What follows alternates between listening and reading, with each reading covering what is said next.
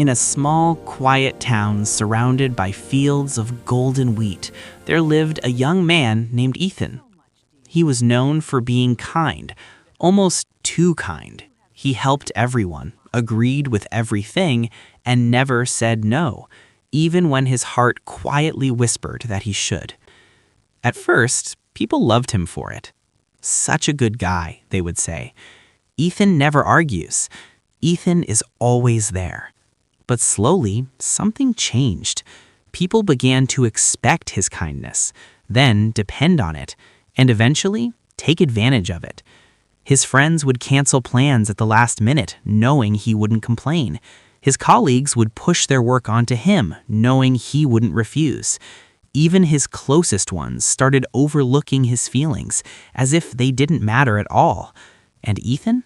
He smiled through it, but inside, something was breaking. One evening, after a long, exhausting day, Ethan sat by the river that ran through his town. The water was calm, but his mind was not. Why do I feel so empty when I've done so much for everyone?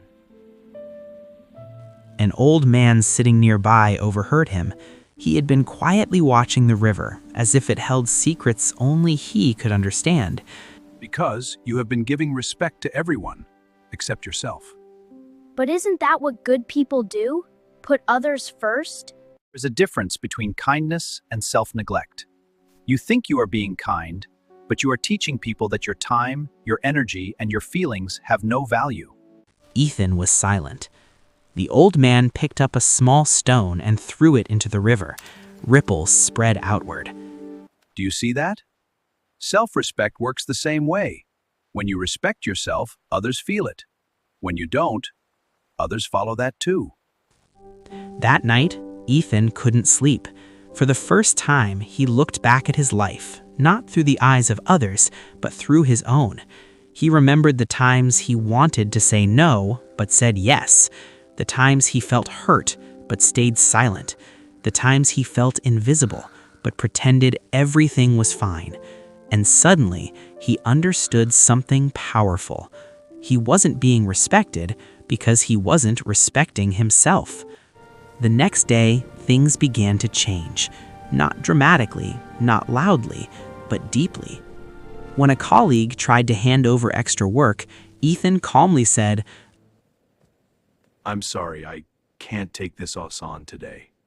When a friend canceled on him again, he replied, I value my time too. Let's plan when we're both serious about it. For the first time, his voice didn't shake. It felt steady.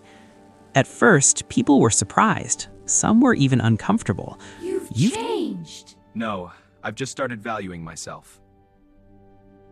Days turned into weeks. Something strange began to happen. The same people who once ignored his boundaries started respecting them. His colleagues stopped dumping work on him.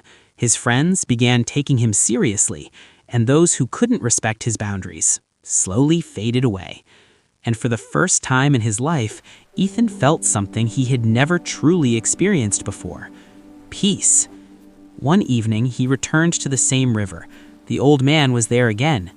This time, the old man said, You look different. I stopped asking for respect and started living it. The old man nodded. That's the secret.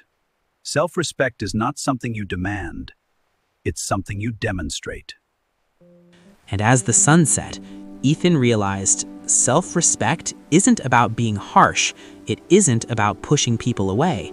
It's about understanding your own worth and refusing to settle for anything less. Because the moment you start valuing yourself, the world has no choice but to follow.